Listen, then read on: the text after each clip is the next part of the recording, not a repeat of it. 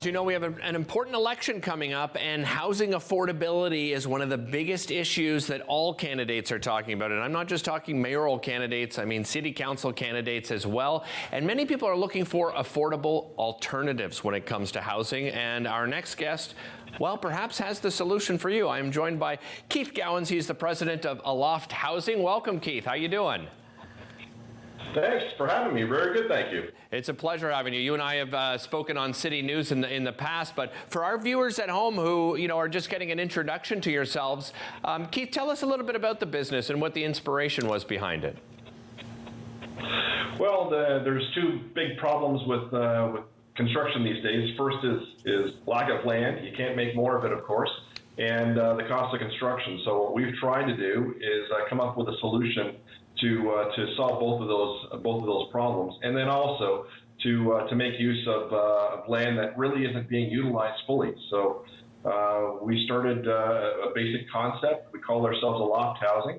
Aloft means two things. It's loft style living, like you kind of see behind me here, and it means above. So we have the ability to actually lift this structure and have it living above a parking lot. So it makes use of the space below with the parking, and then we make use of the space above now with housing.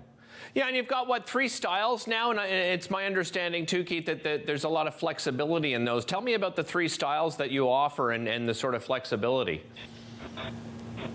Yeah, so the whole frame itself is flexible. You can see the 5-unit there. That's 5 singles that are joined, similar to kind of like a slice of bread. You can have it individually as the raised portion that you had above in the laneway housing, or we can combine them and have single occupancy for 5 people or 5 couples at once. We do have a few different models. We also offer it for backyard offices as well, and then we have the single pod, which I'm in right now, and we have an additional 2-bedroom module that we can add on to that, and you can have additional bedroom space for larger families. Keith, what about energy efficiency? That's something else everybody's looking more towards. I mean, there's been a lot of disappointment, that comes with developers and not necessarily having the regulations in place to make things more energy efficient. Where do you stand on that as a company? It's extremely efficient. We do insulation above code, plus it's wrapped around the entire structure, so you can essentially heat it with a candle, but we do have in-floor heating, and we have a air conditioning system, plus we augment that with fresh air intake as well, because the smaller space, and when you can find a lot of things in a small space, you need fresh air incoming. So we actually have a fresh air intake that refreshes the air every 50 minutes. So it's very efficient, very low operating costs. Right. Keith, inside the homes themselves, because they're smaller, I imagine that you've had to be very creative in how you put them together and in storage space and that kind of thing. Tell me a little bit about what makes them yours unique and how you've managed to do that. Certainly. So our space is the single one for example, is 220 to 300 square feet. We have optimized quite a lot of space. You can kind of see behind me there, the bed system itself is raised up. Underneath there is where all the mechanicals are. The stair accesses it by pulling the staircase out, and you can kind of walk up the staircase and sleep up there. Certainly, the main living area here has a lot of flexible furniture in it, in which the couch also becomes bed if you wanted to kind of have an additional person live there. Okay. The coffee table lifts up and expands into a dining table, so it's very multifunction. And this living space here is roughly, it's 110 square feet with a 10-foot ceiling. So it's actually quite open and airy. When people come and see it, oftentimes they say 220 feet is very small, or what we call compact living. But in actual fact, when you come inside, it's quite airy and open. And people feel it isn't 220, much bigger. Right. Keith, you had mentioned that one of the goals is putting these types of homes in underutilized spaces. What kind of spaces are we talking about?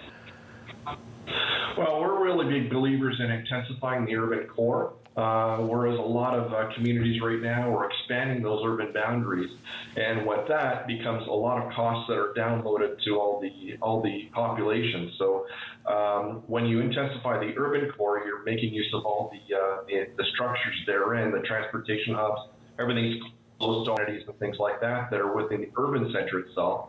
And we make use of the parking spaces in those urban cores where we can actually elevate the system above, and people can kind of now live and work within the urban core, keeping everything within a small walkable area.